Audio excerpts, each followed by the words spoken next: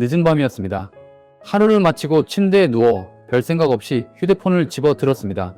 손가락으로 화면을 몇 번 넘기던 중이었습니다. 그러다 한 장의 사진 앞에서 손이 우뚝 멈췄습니다. 며칠 전까지만 해도 나와 비슷한 처지에서 출발했던 친구였습니다.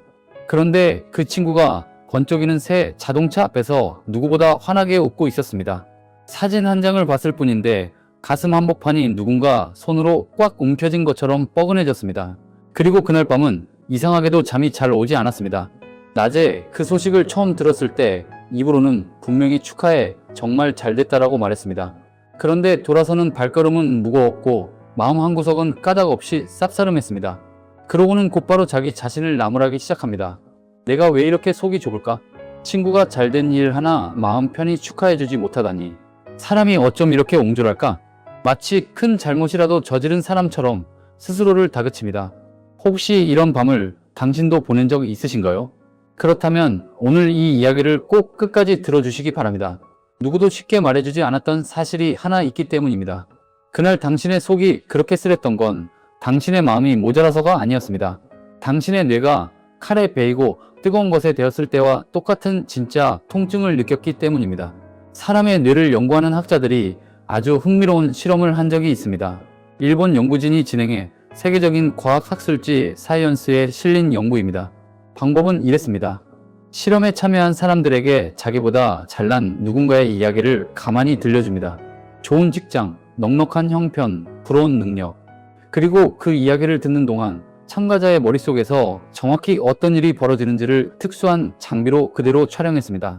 결과는 놀라웠습니다. 남과 비교하며 부러움을 느끼는 그 순간 뇌에서 가장 환하게 불이 켜진 자리가 따로 있었습니다. 바로 전대상피질이라고 부르는 부위였습니다. 이름은 어렵지만 하는 일은 아주 단순합니다. 우리가 모서리에 발을 찢거나 끓는 물에 손을 대었을 때 아얏, 아프다고 비명을 지르게 만드는 바로 그 자리입니다.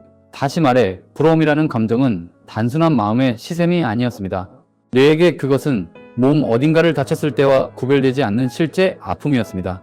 흔히들 부러우면 지는 거라고 말합니다. 하지만 뇌의 입장에서 정확히 말하면 부러우면 지는 게 아니라 부러우면 아픈 것입니다. 그러니 그날 밤 당신이 까닭없이 가슴이 쓰리고 잠이 오지 않았던 것도 결코 당신의 성격 탓이 아니었습니다. 여기서 한 가지 가슴이 서늘해지는 사실을 더 말씀드리겠습니다. 우리 뇌가 이 아픔을 가장 크게 느끼는 대상은 텔레비전 화면 속 저 멀리 있는 억만장자가 아니었습니다. 그런 사람의 이야기를 들을 땐 뇌가 별로 아파하지 않았습니다. 너무 멀리 있는 사람이라 아예 비교할 대상으로 치지도 않기 때문입니다. 뇌가 가장 아파한 순간은 따로 있었습니다. 나와 비슷한 길을 걸어온 어제의 동료, 같은 동네에서 비슷하게 살아온 친구, 학창시절을 함께 보낸 동창. 바로 그런 사람이 나보다 앞서갔다는 소식을 들을 때 통증은 가장 날카롭게 치솟았습니다. 옛말에 사촌이 땅을 사면 배가 아프다라는 말이 괜히 생긴 것이 아니었던 셈입니다. 뇌는 왜 이렇게 얄궂은 짓을 할까요? 답을 찾으려면 아주 먼 옛날 사람이 작은 무리를 지어 살아가던 시절로 거슬러 올라가야 합니다. 그 시절에는 멀리 있는 누군가가 아니라 바로 곁에 있는 사람보다 뒤처지는 것이 진짜 위험이었습니다. 옆 사람보다 사냥에 뒤처지고 무리에서 밀려나면 먹을 것을 얻지 못해 목숨까지 위태로울 수 있었기 때문입니다. 그래서 우리 뇌는 가까운 사람과 나를 끊임없이 견주도록 만들어졌습니다. 그리고 조금이라도 뒤처진다 싶으면 정신 차려라, 이러다 위험하다라며 통증이라는 경고등을 켜는 것입니다. 결국 그날 당신이 느낀 그 쓰라린 질투는 사실은 더 잘 살아보고 싶다는 뇌의 절박한 외침이었던 셈입니다. 누군가가 부럽고 자꾸만 시샘이 날 때 우리는 스스로가 한없이 작고 초라하게 느껴집니다. 그런 속마음을 들킬까봐 일부러 더 크게 웃으며 축하하는 척을 하고 집에 돌아와서는 씁쓸한 마음에 혼자 술잔을 기울이기도 합니다. 하지만 어려운 과학을 끌어오지 않아도 사실 우리는 마음속으로 이미 알고 있습니다. 남이 보여주는 가장 화려한 겉모습과 나만 아는 초라한 속사정을 나란히 올려놓고 저울질하는 일이 얼마나 부질없는지를 말입니다. 그 친구의 사진 한 장 뒤에도 우리가 미처 모르는 한숨과 걱정과 외로움이 분명히 있을 것입니다. 환하게 웃고 있는 그 사진은 어쩌면 그 친구가 며칠 만에 가장 환하게 웃은 단 한순간일지도 모릅니다. 그러니 이렇게 한번 생각을 바꿔보면 어떨까요?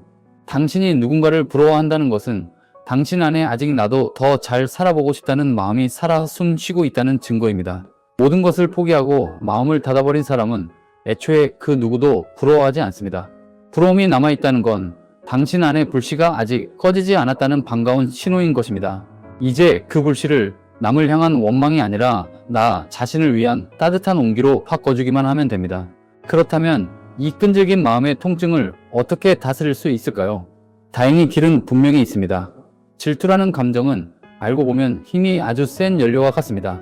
같은 연료라도 이것을 나를 안에서부터 태워버리는 도구로 쓸 수도 있고 나를 앞으로 힘차게 밀어주는 약으로 쓸 수도 있습니다.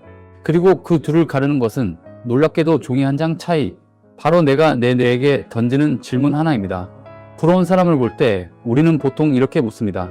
저 사람은 대체 무슨 운이 좋아서 저렇게 된 거야? 이렇게 상대를 깎아내리는 질문을 던지는 순간 마음의 통증은 더 심해질 뿐입니다. 깎아내릴수록 상대가 작아지는 게 아니라 그 말을 듣는 내 마음이 먼저 작아지기 때문입니다. 그 질문을 오늘부터 이렇게 바꿔보시기 바랍니다. 저 사람이 저 자리에 오르기까지 보이지 않는 곳에서 어떤 노력을 쌓아왔을까? 타인의 성공을 나를 배 아프게 하는 사건이 아니라 내가 가만히 따라 걸어볼 수 있는 하나의 길 안내 지도로 바꿔 있는 것입니다. 신기하게도 질문을 바꾸는 그 순간 뇌도 함께 달라집니다. 아픔을 만들어내던 통증의 회로는 서서히 잦아들고 무언가를 해냈을 때 켜지는 성취의 회로가 그 자리에 대신 불을 밝힙니다. 부러움이 배움으로 바뀌는 바로 그 순간부터 당신의 하루는 어제와는 다른 방향으로 천천히 움직이기 시작합니다. 혹시 여기까지 듣는 동안 그동안 남과 비교하느라 잔뜩 움츠러들어 있던 당신의 마음에 작은 위로가 닿았다면 참 다행입니다. 남을 시샘하느라 정작 내 행복을 놓치는 일 없이 흔들림 없이 마음의 중심을 잡아가는 이야기를 앞으로도 이 자리에서 계속 나누고 싶습니다. 그 마음에 조금이라도 공감하셨다면 구독과 좋아요로 곁에 있어 주시기 바랍니다. 여러분이 눌러주시는 그 작은 응원이 이 이야기를 멈추지 않고 이어가게 하는 가장 큰 힘이 됩니다. 물론 휴대폰을 넘기다 불쑥 올라오는 부러움을 단번에 없앨 수는 없습니다. 다만 전문가들이 한 가지만은 꼭 당부합니다.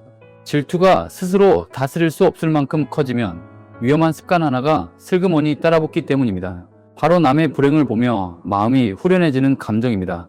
부러워하던 사람이 어려움을 겪었다는 소식을 들었을 때 입꼬리가 슬쩍 올라가며 가슴이 잠시 가벼워지는 교묘한 순간 말입니다. 같은 사이언스 연구에서 부러워하던 사람이 어려움을 겪었다는 이야기를 들을 때 우리 뇌에서는 보상을 담당하는 자리가 환하게 켜졌습니다. 기분을 좋게 만드는 호르몬이 슬쩍 새어 나오는 것이지요. 심리학에는 이렇게 남의 불행에서 얻는 묘한 기쁨을 가리키는 말이 따로 있을 정도입니다. 하지만 솔직하게 말씀드리겠습니다. 남의 불행으로 내 기분을 채우는 습관은 그 순간엔 달콤할지 몰라도 결국 뇌의 보상 장치 자체를 서서히 망가뜨립니다. 그리고 그 끝에서 우리를 기다리는 것은 더 깊고 무거운 무기력입니다. 진짜로 단단한 사람은 남의 불행에서 위안을 찾지 않습니다.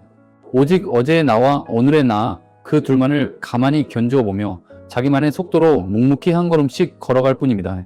부디 이것만은 기억해 주시기 바랍니다.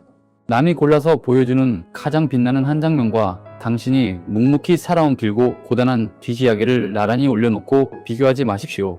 당신의 인생이라는 책은 그 사람의 책과는 아예 장르부터 다른 세상에 단 하나뿐인 명작입니다. 누구도 대신 써줄 수 없고 누구의 책으로도 바꿔칠 수 없는 이야기입니다. 오늘 밤만큼은 남의 화려한 풍경에 빼앗겼던 시선을 거두어 보세요. 그리고 그 시선을 그동안 참 열심히 살아온 당신 자신에게로 돌려주세요. 거칠어진 두 손과 오래도록 무거웠던 어깨를 가만히 다독이며 이렇게 말해주시기 바랍니다. 남들의 속도는 중요하지 않아. 나는 내 속도대로 충분히 잘 걸어오고 있어. 세상 그 누구와도 바꿀 수 없는 당신의 오늘을 진심으로 응원합니다. 오늘도 끝까지 함께 해주셔서 고맙습니다.